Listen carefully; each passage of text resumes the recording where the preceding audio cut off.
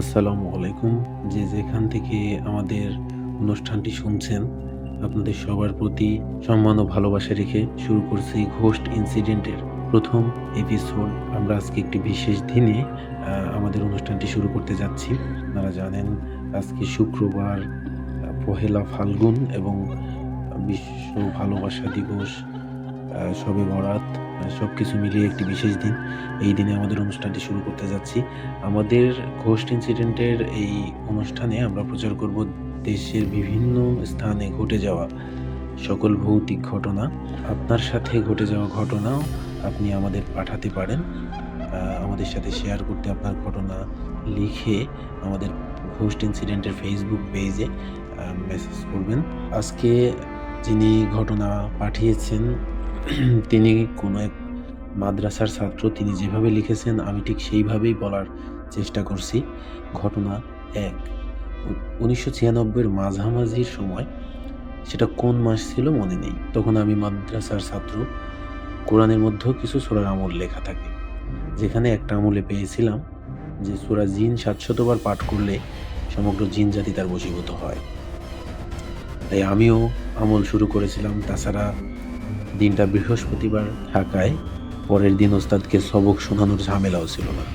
সেদিন দুপুরের পর আমল শুরু করেছিলাম। মোটামুটি রাতের 9টা পর্যন্ত প্রায় 400 বারের মতো পড়ে ফেলেছিলাম।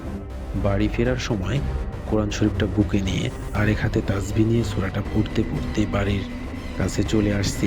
এমন সময় আমার যে প্রায় 3 গুণ লম্বা একটা লোকের মুখোমুখি হয়েছিলাম। লোকটা আমার তসবিহ ধরা হাতটা চেপে ধরে প্রশ্ন করেছিল, তুই কি পড়তাছস? বলে রাখা ভালো, লোকটার গায়ে এমন একটা পোশাক ছিল যে ওই রকম পোশাক আমি কোনোদিন কাউকে পরতে দেখি নাই। অন্ধকারের মধ্যেও লোকটার চোখ, মুখ, চেহারা স্পষ্ট দেখা যাচ্ছিল উজ্জ্বলভাবে। মোটা ভ্রু, কয়লার আগুনের মতো চোখ দুটি যেন আমাকে সম্মোহিত করে ফেলেছিল। আমি তার প্রশ্নের উত্তরে এমন গগন বিদারী চিৎকার করেছিলাম যে যদি আমার চিৎকারের অনুভূতি তার উপর কাজ করত, আমি নিশ্চিত তার কানের পর্দা ফেটে যেত। আমি চিৎকার করার পর লোকটা আমার হাত ছেড়ে দিয়ে বলেছিল, যা, চলে যা এখান থেকে, আর কোনোদিন এইসব পড়বি না। ছাড়া পাওয়া মাত্র আমি এক দৌড়ে ঘরের দরজার সামনে গিয়ে পড়েই অজ্ঞান হওয়ার পূর্ব মুহূর্ত পর্যন্ত কোরআন শরীফটা বুক থেকে ছাড়ি নাই।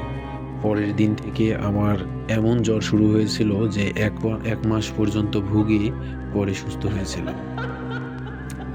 ঘটনা 2, উপরোক্ত ঘটনার সময় আমার বয়স 13 বছর ছিল। তারও প্রায় 3 বছর পর একটা ছাত্র এসে আমাদের মাদ্রাসায় ভর্তি হয়েছিল।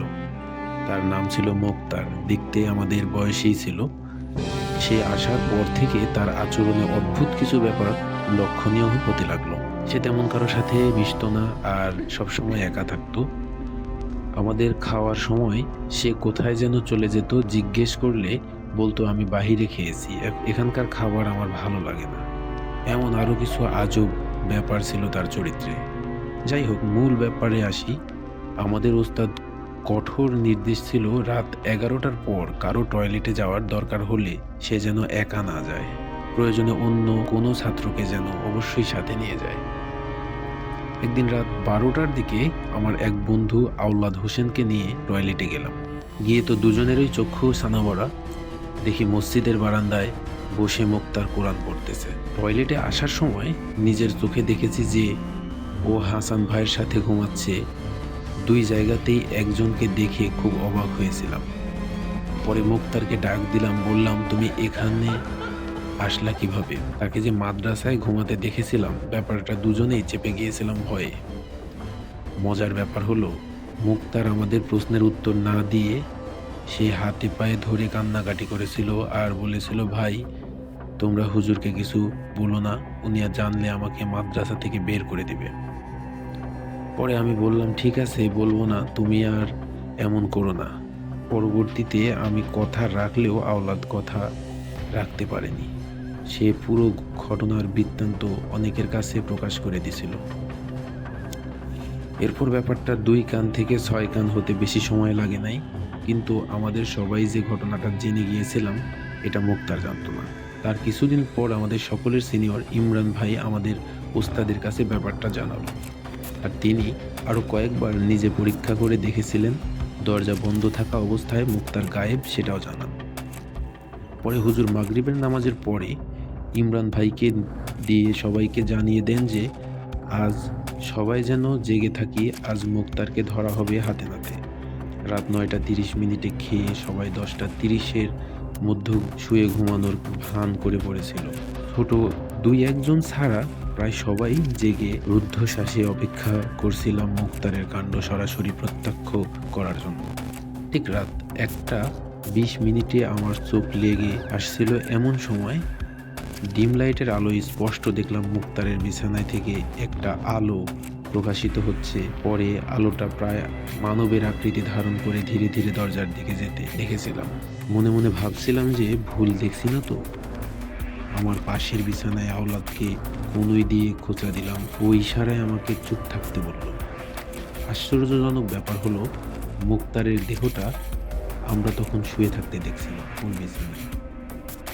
মানব আকৃতির যুক্ত আলোটা যখন দরজা ভেদ করে বেরিয়ে গেল, তখন ইমরান ভাই আর হাসান ভাই আমাদের সবাইকে অবাক করে দিয়ে তাদের বেডের তোশক দিয়ে ঘুমন্ত মুক্তারকে চেপে ধরলো।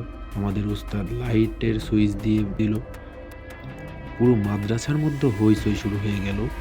আর অধীর আগ্রহে সবাই অপেক্ষা করছিলাম ইমরান ভাই আর হাসান ভাইয়ের তোশকের নিচে কি আছে সেটা দেখার জন্য।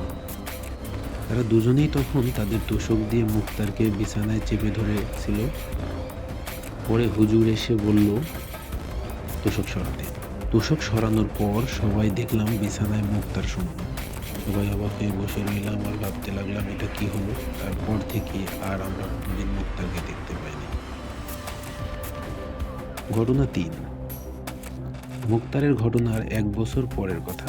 শুক্রবার দিন সকাল ৭টা পর্যন্ত ক্লাস হয়, পরে ছুটি হয়ে যায়। আর সেই দিনটাও শুক্রবার ছিল। ছুটি দিয়ে হুজুর একটু বাহিরে গিয়েছিল। এর মধ্যে আমি আওলাদ সহ ৬-৭ জন বন্ধু গল্প করছিলাম। হঠাৎ আওলাদ চেঁচিয়ে উঠে বলল, এই আমার মাথায় কে মারলো? আমি মারের আওয়াজ শুনলেও কে মেরেছে দেখি নাই। ভেবেছিলাম আমাদের মধ্যেই কেউ হয়তো দুষ্টুমি করছে, তাই ব্যাপারটা পাত্তাও দিই নাই। ৪-৫ মিনিট যেতে না যেতেই দেখলাম আওলাদ শুধু চেঁচাচ্ছে আর বলছে, আমারে মাইরা ফালাইলো, আমারে বাঁচাও। আমরা অবাক হয়ে দেখছিলাম। ওর নাকে মুখে স্পষ্ট আঘাতের চিহ্ন, কিন্তু আঘাতকারীকে আবিষ্কার করতে পারছিলাম না। আঘাতের আওয়াজ শুনছি, চিহ্ন দেখছি, অথচ আঘাতকারীকে দেখতে পাচ্ছি না। কিভাবে সহ্য করব তাও বুঝতে পারছিলাম না। এর মধ্যে দেখলাম মেঝের উপর দিয়ে ওকে যেন কেউ টেনে হিঁচড়ে দরজার দিকে নিয়ে যাচ্ছে। বুঝতেই পারি নাই যে এর চেয়ে অবাক করা কিছু দেখা আমাদের কপালে ছিল। দেখলাম আওলাদ যখন দরজার প্রায় কাছে পৌঁছে গেছে, তখন সে ধীরে ধীরে শূন্যে ভেসে উঠছে। আওলাদ যখন চিৎকার করে বলল, আমারে লইয়া গেল গা, আমারে লইয়া গেল গা, তখন আমি সহ আমার আরও ৩ বন্ধু দৌড়ে গিয়ে দুহাত টেনে ধরে থামানোর চেষ্টা করছিলাম। কি পরিমাণ ঐশ্বরিক শক্তি ওকে টানছিল, দেখতে না পারলেও তার শক্তি অনুভব করতে পারছিলাম। এর মধ্যে হুজুর এসে এই ঘটনা দেখে কাল বিলম্ব না করে ৩৩ আয়াতের আমল শুরু করে দিলেন। আমলের সাথে সাথে সেই শক্তির মাত্রা কমতে কমতে একসময় শেষ হয়ে আওলাদের সুস্থ হতে পুরো ১ সপ্তাহ অপেক্ষা করা লেগেছিল।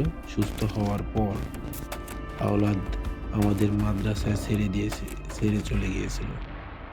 এগুলো ছাড়াও আরও কিছু প্যারানর্মাল ঘটনার সাক্ষী আমি হয়েছি, যার ব্যাখ্যা আমি আজও পাই নাই। সময় পেলে পরবর্তী পর্বে ইনশাআল্লাহ আপনাদের মাঝে শেয়ার করব।